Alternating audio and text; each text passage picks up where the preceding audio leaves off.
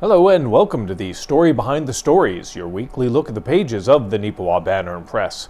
Thank you very much for taking a little bit of your time and spending it here with us on NACTV. I'm Eoin, Devereux, journalist with the Banner Press, welcoming you to this week's edition of the program, and I am joined this week by fellow journalist Casper Wehrhahn. Casper, good to have you here this week. Good to be here for another episode, and with a lot of good stories to get through again this week. And a lot of them you were able to track down, some very interesting ones we're going to get to a little bit later, but one that just very intriguing. We're very pleased to be able to share it with you and to share it with you on the front page. A local family sharing with us so that we can share with you the significance of what they've been given, gifts they've been given. And Casper, I'm very glad to be able to see that, as you say in the headline, amazing experiences, lasting memories. Talk to us a little bit about the Kerr family. Definitely, yeah. So as Eoin mentioned there, a local family shared some experiences with us, and I was able to work with them on this story. This is the Kerr family of Neepawa. And this is Trisha, her daughter Macy, and sons Fletcher and Jacob. They were invited this year and in 2023 to go and participate in some events courtesy of the Make-A-Wish Foundation. Macy was born with a, I list it in the article there, it's a long name. I admit I can't quite recall how it's pronounced, but it is a variant of spina bifida, one of, I believe it's 3, that can occur, and of course there was hydrocephalus as well, so they've been supported by Make-A-Wish throughout the years. But in 2024 they were invited to go and participate in Trees of Joy, so there was a very special tree prepared for Macy with some of her interests highlighted, that being Taylor Swift, and well, she's a very big fan of the Edmonton Oilers, so a very special custom tailored tree just for her, and of course some other events that the whole family could participate in, some gifts as well, so that was very nice to see. And in 2023 they were able to go and meet actually players on the Oilers, including Connor McDavid, which one of Macy's favorite players, so I was very happy to hear about these experiences and once again share them with you. I don't want to spoil too much here. I want you to be able to go in and read it for yourself, so please do take a look at this story. This is one of those inspiring stories. It's wonderful to see a family pull together like this, come together, and a community, not even just a community, but just organizations such as Make-A-Wish coming together and assisting to make sure that everyone has that wonderful Christmas experience. And from the sounds of it, it was a wonderful one, not just this year, but last year as well. You're going to see many pictures in there of the Kerr family and with the Edmonton Oilers, as Casper said, and Connor McDavid. So it's really just, sometimes we're a little too bad news around here, and sometimes we're a little too, bureaucracy and, whatnot. These types of features, these types of special, intimate stories about people, families, individuals, and what they go through and how they achieve what they're trying to achieve. These are the types of things I quite honestly, all things being equal, I'd prefer to focus on these types of stories because they are uplifting, they're spiritually uplifting in a lot of ways, even if you're not a spiritual person. Spirituality can come in a lot of different forms, and I use that term very specifically. Whatever deity, or even if it's not a deity, whatever uplifts you as an individual on the day-to-day, it's seeing this type of positivity and these types of organizations stepping up and helping that are so inspiring for everyone, and especially during Christmas time. So very glad, Casper, you were able to track that information down and be able to share something so significant as this that, puts that spirit of joy into, I think, everyone's heart. Absolutely, yeah. And I mean, Make-A-Wish throughout the year does a lot of good work. I am somewhat familiar with the organization. I've heard about them a lot, and things like this always bring a little bit extra joy especially at this time of year with the seasonal events that they do. And they really do sort of make a whole thing about it, right? It's kind of amazing to hear what all they do for this. Just for Trees of Joy, for example, one of the things that they did is they had them start in a separate room at first and then came into the room with all the trees and all that. And they kind of did like a little parade sort of thing, so to speak. And they had each of the kids have their own little wand, and they had them like wave them and all that. And then at one particular moment, they had them all say one thing and lit up all the trees all at once. So it was kind of magical in that way. That was a pretty fun touch. I was very happy to hear about that. That was pretty neat.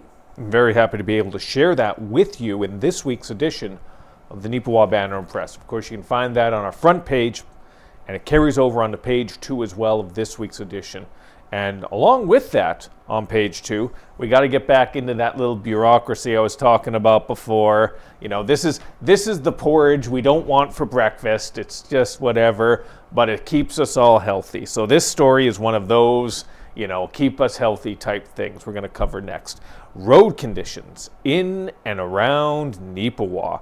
It's obviously a story we've talked about many a time throughout the year. And that's something our local municipal leaders and our local chamber are talking about as well. Ken Waddell's got a story, you can find it on page 2 of this week's edition, in which the chamber and some admin and municipal leaders got together and talked about some of the most important things that they believe should be in the next municipal budget coming out in 2025. And as you can tell, roads and road conditions and road repairs were a very big part of that discussion. So they were able to talk about one thing, and Ken, I've got to look this up here. Ken talked about this one thing that they are very much looking at, this piece of equipment that they would like to see. It's a setup for a patching system that would look after some of the indentations, giant gaping holes in the road, whatever you want to call it. And it's a much more efficient means. Instead of having 3 or 4 individuals out there shoveling into the holes and all that, which is much more time consuming, this machinery would be much more efficient in allowing for those individuals to focus on other things and to be able to take care of the road work in a much more quick manner. So, but that is going to cost a little bit of money. Ken talks about the numbers in that story. If you're a loyal and consistent reader of the Banner Press, you know the issues that we've had with our roads. That's nothing new. That's nothing new for every community, it seems, over the last year. You just have to go to Brandon or to Winnipeg to sort of see that they're dealing with the exact same situation that Neepawa is, and smaller communities as well. But they're trying to deal with it as best we can, and so are we right here. If you want an update on that, you can find it right on page 2 of this week's edition. Elsewhere as well, this is another sort of municipal story we're going to take a few minutes and talk about. This one's a little in terms of grease buildup in our water and our sewer pipelines. It's an issue, again, that we've talked about on this program a lot of times. And I have sat here and said, it feels like multiple times, stop it. Just stop doing what you're doing. In terms of putting grease and oils down the sewer pipes, because that accumulates, it builds up. It just doesn't flush away, and it creates issues. Well, the town of Neepawa recently brought in a problem solver for those issues. OmniJet, a company based out of Winnipeg, was in here for a few days and went into some of the water and sewer lines and were able to clear out the accumulations of grease that have been created. And like legitimately, they harden. It turns into like a grease concrete, whatever you want to call it, that is in the pipes that creates these issues. And fortunately, I didn't share any pictures with you in the story, because who wants to look at that? I know I don't. But we could if we wanted to, because not only did they clean out all the water, all the sewer pipes and all that, but they also did what was known as video scoping in the lines. Now this is where it's going to get interesting. This is where you want to pay attention. We've talked about many a time where they talked about potentially fines for people who are still putting grease into the water lines, into the sewer lines. They've asked nicely once. They've asked nicely twice. They've asked nicely more than 3 times. And they said if it continued, they might have to explore substantial fines.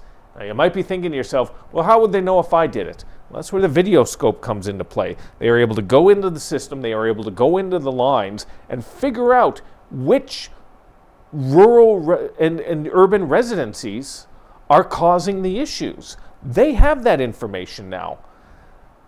So if they wanted to, they could be real jerks about it. They could be knocking on your door. If you're one of the ones that was doing all this with the grease, they could be knocking on your door and saying, hey, we know it was you. We got you. Well, and then tag you with a fine. They talked earlier in the year of fines of up to $1,000 to individual residents that they believe were doing this. Now they got the proof for it. But I'll throw this out there as well. I put the fear of God into you a little bit, maybe. Unfortunately, the bureaucracy of the system is sort of going to save your butt in that they haven't put the fines in yet. They haven't formalized any type of bylaws that say if you get caught doing this, you will be fined up to $1,000. So you have a slight reprieve right now. You don't deserve it. You really don't deserve it, but you got a slight reprieve. Please, for the love of God and Buddha and L. Ron Hubbard or whoever you pray to, please stop putting grease into the system. You are messing things up for the rest of us. And it cost for 2 days. OmniJet came out, and for 2 days, it cost $30,000 for them to do the work. And we're all going to be paying for that. That comes out of our residential taxes. That comes out of it. That's something that could go towards the roads or other things we wanted to, but it's got to go towards this. Let's not keep shooting ourselves in the foot. Let's not keep pouring grease on our feet. I just visualize that now. That is so Nasty. much grossness. No. Oh God, ew. Oh God, it burns. Oh my eyes. Need a moment to just mentally wash that image away. Casper, do you got anything you got to add? I got to get this out of my brain. But I mean, no, yeah, exactly. I mean, it's bad for the system. We don't want it in the system. But it has a cost with it too, right? It has a cost to the town. It has a cost to the people living in the town. So please remember, do not put those greases in the drain. Now, I don't know about your families, but my family, we have cans that we get from opening other food items or whatever, so we just have them around. You can even so much as put the grease in a can, let it harden, put it in the trash. Yep. Takes care of that, and it keeps it out of the water lines and all that, because it's not just something that you can wash down with warm water. Yeah, it might get out of your house lines, but it solidifies down the road. It still makes a problem. It doesn't get flushed out. It sticks in there. So please be careful with how you're handling your grease. Be conscious of how you're disposing of it. That's right. Once again, you can find that story. It's in this week's edition of the Banner Press. We've talked about this multiple times over the year, and I keep stressing this. I hope people are getting the message. Doesn't sound like they are.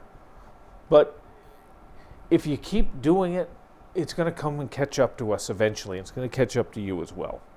So that's a story I do not want to talk about in any way, shape, or form in 2025. And hopefully we don't have to. Although this is a story coming up here that we do talk about, and we do have to talk about it every few years. It is about the local snow clearing contracts, as well as garbage and recycling disposal.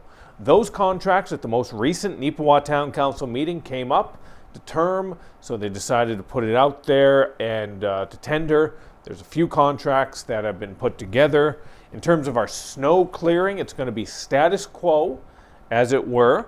It's going to be Rob Smith and Son Backhoe and Trucking, as well as P. Baker Backhoe. They've been doing it for the last several years, I think since about 2017, 2018. They've been looking after it. One side looks after everything east of First Street, and the other one looks after everything west of it there. It's been a system that's worked pretty good. There have been a few hiccups from time to time, but it's a system that's worked the best for us right now. So we're going to keep going with that for the next year for sure.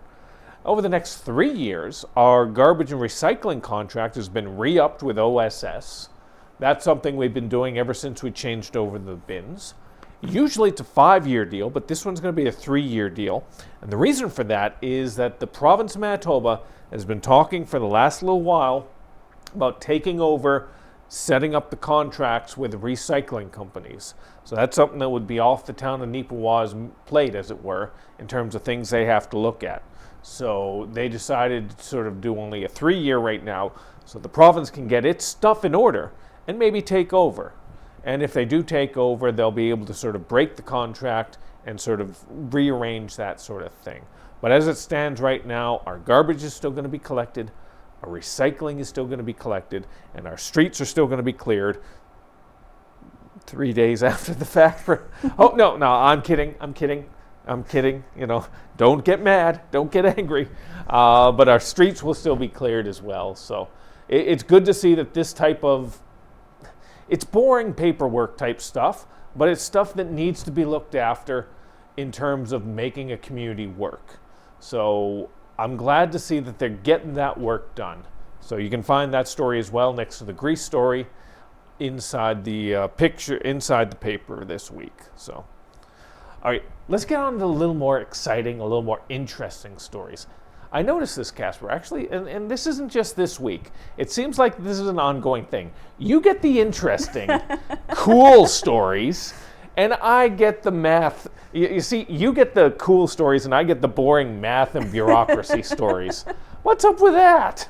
I don't know. They just kind of come to me. I don't know how it happens. Well, I guess maybe the stories suit the individual personality. You know, you get the cool featurey stuff, and I get the nerd stuff, I guess. Damn it. It's the glasses, isn't it? That's what it is.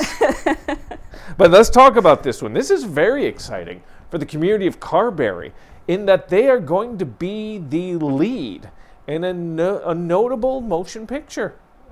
Yeah, so this is, I guess, a repeat occurrence here. Carberry has actually been selected as a film location a few different times in the past, but this recent one was just at the end of November there. And, well, they had the town decorated up and looking pretty normal, as in, well, that is the town that it was shaped after.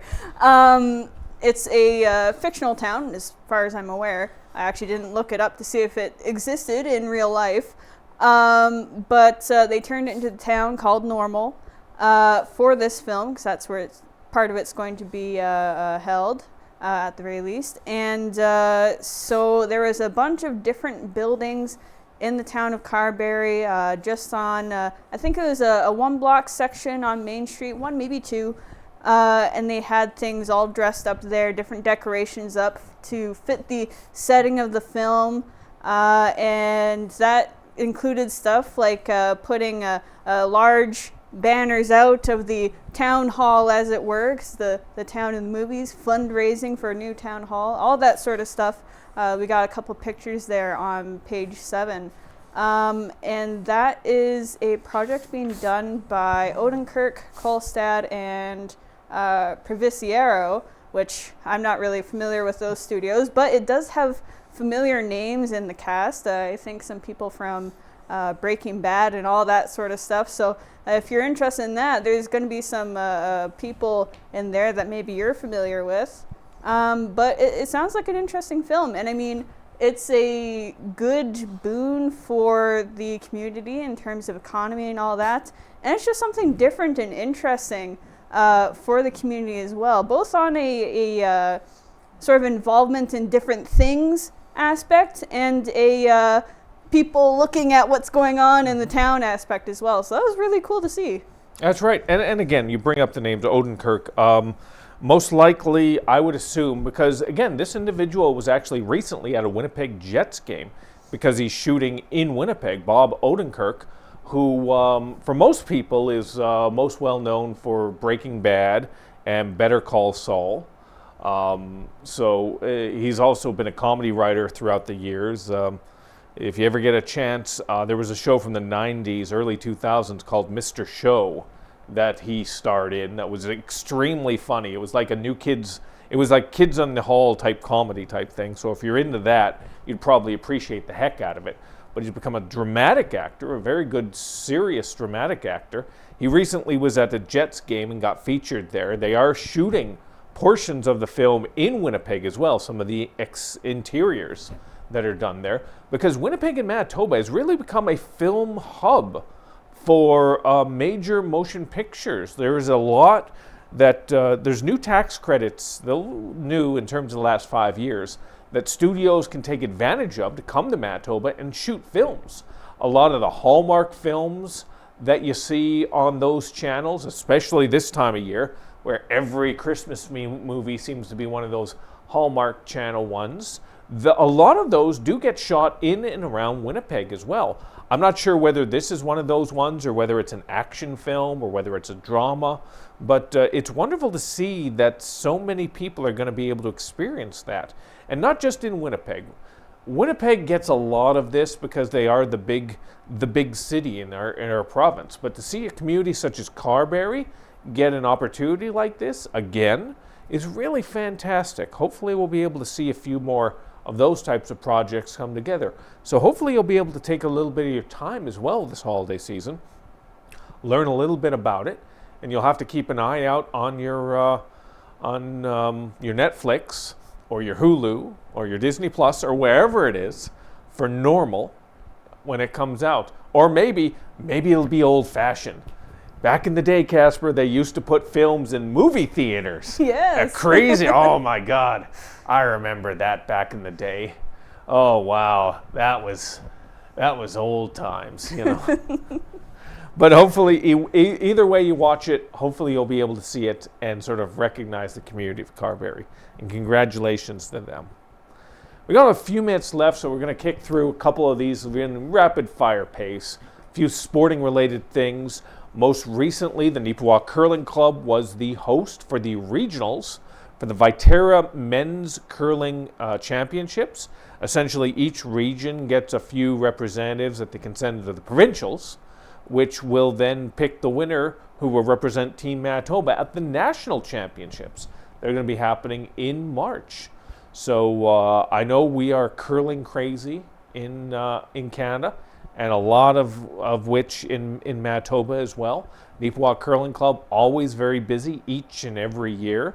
So they were very happy with the results that they were able to see and the results they were able to get on the ice as well. Not just people showing up and watching, but actually one of our local clubs. I want to put a congratulations out. Team Boyle, Brett Boyle, Sean Boyle, Scott Newton, Mark Kirkowicz, our Neepawa-based team are going to be one of the 4 teams that are going to be sent off from this region to compete at the provincial championships. We also had a team coming out of Gladstone, Jeff Stewart, if I remember correctly. Yes, congratulations to Jeff Stewart and his team out of Gladstone. They as well are going to be heading off to regionals. We also got a team from Dauphin and a team from Hamiota. I'm not as familiar with those ones, but it's very exciting. It's nice to see a Neepawa club that's going to be able to go out there and go up against the biggest and the best in Manitoba curling. So congratulations to them. And congratulations as well on that same page, Mason Lebreau of the Neepawa Titans. Goaltender was picked as one of the MJHL's 3 stars of the week recently because of his outstanding performance in a pair of games. 2 games, 2 victories. Only gave up a goal in each of those games. So his stellar performance was recognized by the MJHL. And we should recognize as well the stellar performance, especially on the power play for the Neepawa Titans in their most recent wins. Big wins over the Verdun Oil Capitals and the Wayway Sakapo Wolverines, who are chasing Neepawa in the standings. They were able to get a big 4 points, 4 possible points from those 2 games. And a big part of that was their power play has really kicked it into high gear. The first game, I believe, against Verdun, they went 3 for 6 with the man advantage. And against Wehrhahn, I think it was maybe 3 of 4 or something like that. But they had 6 power play goals, and that's a very good number. Before these games, they were top 5 in the league, actually, in terms of the PK. But now, with these new opportunities and goals they scored, they're top 2 in this league. So that's a big part of hockey, to be able to take advantage of the opportunities when you have the man advantage. Neepawa has done that. I had a chance to speak with Zach Hicks, the associate coach for the Neepawa Titans. He shared with me they've been putting a lot of work into that power play as of late, trying to create opportunities, trying to get them confident in that in their opportunities, and that is paying off on the ice. Neepawa Titans are currently, God, I hope I don't spoil this, because they got a game tonight. As we're recording, they got a game tonight. But they're on a winning streak as of late. They have now jumped into second place in the MJHL's West Division, and they are within striking distance of first. The Dauphin Kings, the top team in the West. So it'd be very interesting. Been following this team for 10 plus years now. It would be very interesting. We've always just hoped they'd make the playoffs. I don't want to say playoffs are a done deal just yet, because you never know what's going to happen in the second half, but we feel confident. We feel more confident about playoffs than we have in previous years. And now this is a team that is looking beyond just making it to the dance, as it were. They want more. They want home ice advantage. They want potentially to win their division. That'd be very exciting, something that hasn't happened in a long time. And hopefully you'll take a chance to go down to the arena and be a part of that excitement and catch a Neepawa Titans game. Always remember, though, if you're not able to be down there in person, always remember to check your local listings, because you can catch every single Neepawa Titans home game right here on NAC TV. They go down there, they broadcast every single game, so check your listings and always remember to keep up with the Neepawa Titans.